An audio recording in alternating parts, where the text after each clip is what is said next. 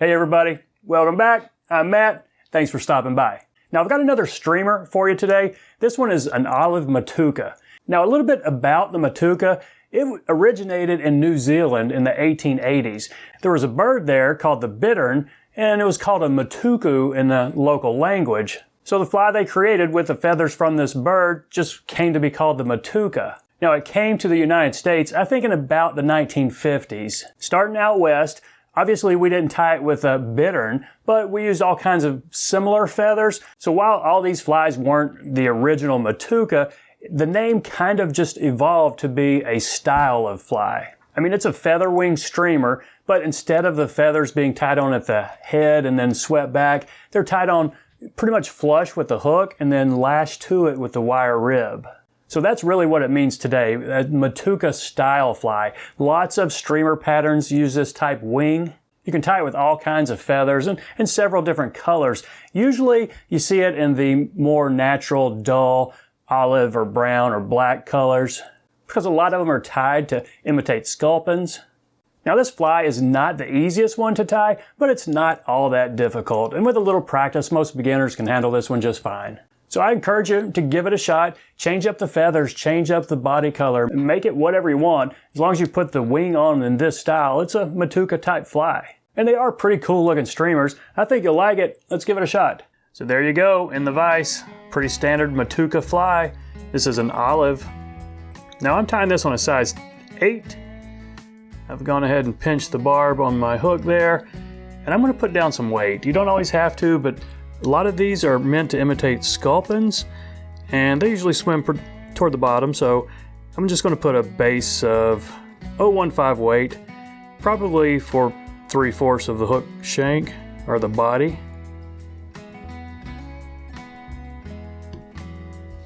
And I'm going to use olive thread. This is a 70 denier. You could certainly go to a 140 or 210 for a big streamer like this, but you can also use this 70 and it works just fine. There's no big, thick, heavy, hard materials we're putting on it, so this will work fine. It just might take you a few more wraps to cover up a lot of this wire right here.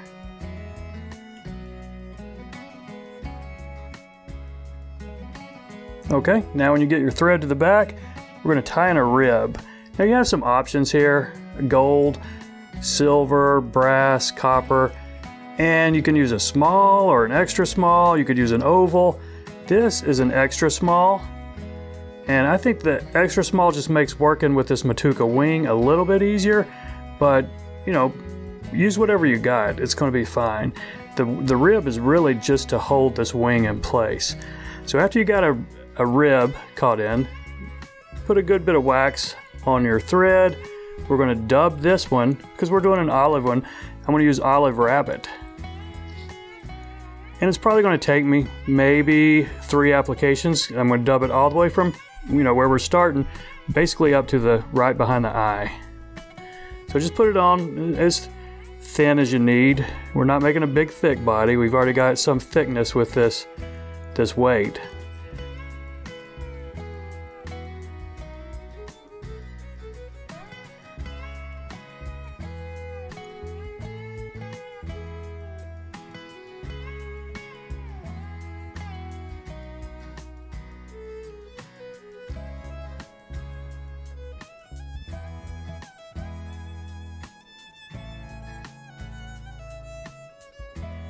Okay, that looks fine right there. It's got a little bit of a taper. That's not necessary, but it's good and soft with a little bit of spiky rabbit to it.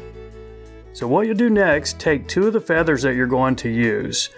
So pretty big, long, thick, and then webby feathers. See, these they're really sticking together here. And you'll take 2, the same size. Just get your tips lined up. And then kind of judge the length. You want the tail almost as long as the body, maybe not quite as long. So I'm going to do the tail about that long right there, and just kind of transfer your hands and then strip off everything up here that would be in front of the eye.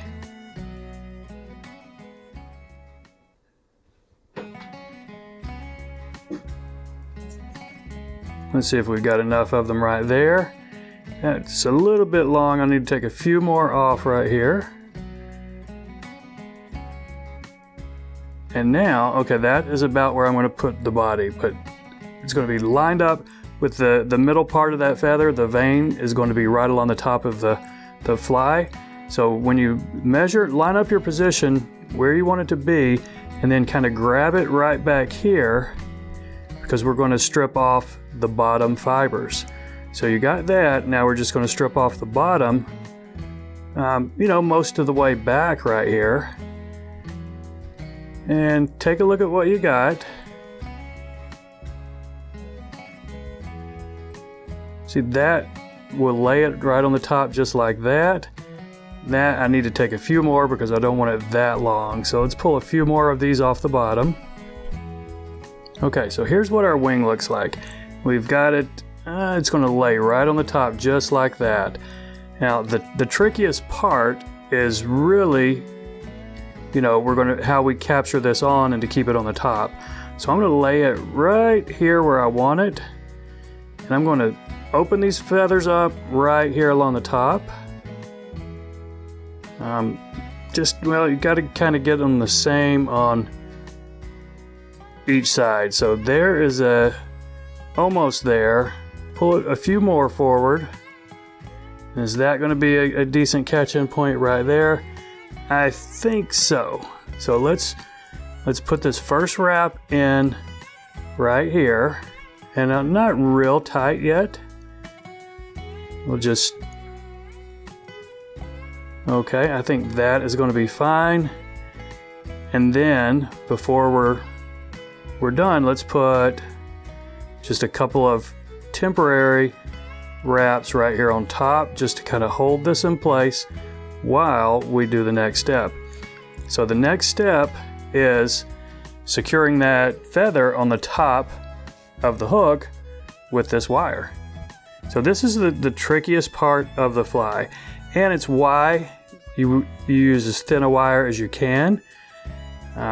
So what I do here, take my bodkin, I've wrapped the wire through one time, now it's back on my side, and I'm going to just poke my bodkin through where I want it to come up for the next one, and then try to get it through there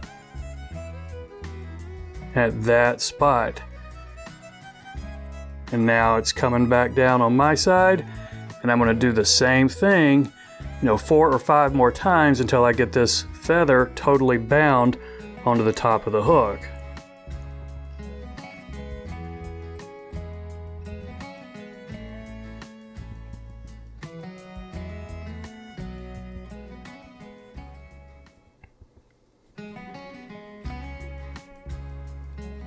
Now this is why we didn't bind this too tight on the front yet, because we might be bunching it up as we get up here. I think we get one more up through this right here.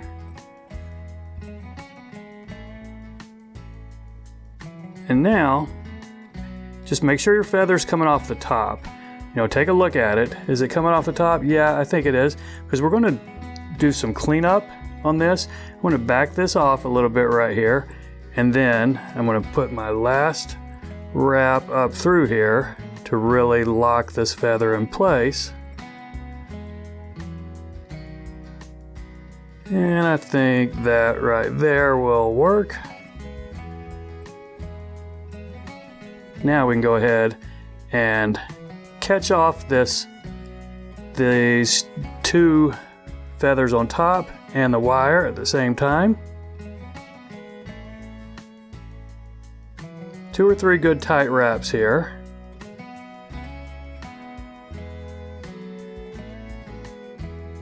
Now we can probably just snip this. You might need to spin off your wire if you're using something thicker than this extra small.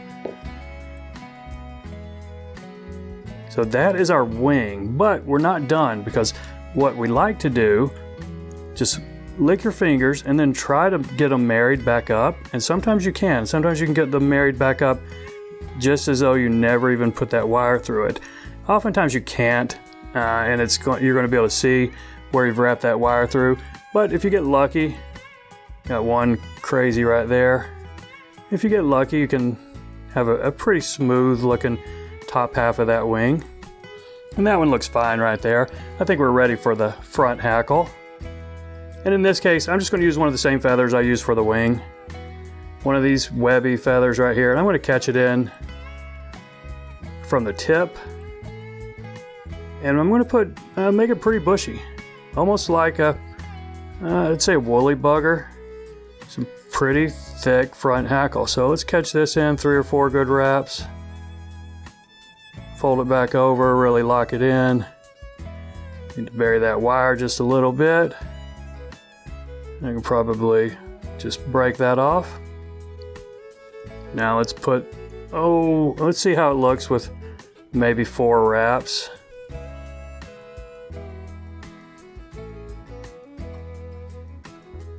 And I'm not counting, I think that's 3. But let's stop it right there and see how this looks for us. Okay, I got it caught in with 2. I think that's enough to go ahead and snip it. And then let's just clean up this head a little bit. Push these back and build a little head. It doesn't have to be a big head, but I mean, it's a streamer, so you can get away with a big head if you want. Right back behind the eye, and we'll ramp it back up. I'm not going to make it huge, but big enough to put a big drop of head cement on it, give me a nice shiny head. Got some room for our whip finish right here, and then maybe just a little bit of cleanup after our head cement.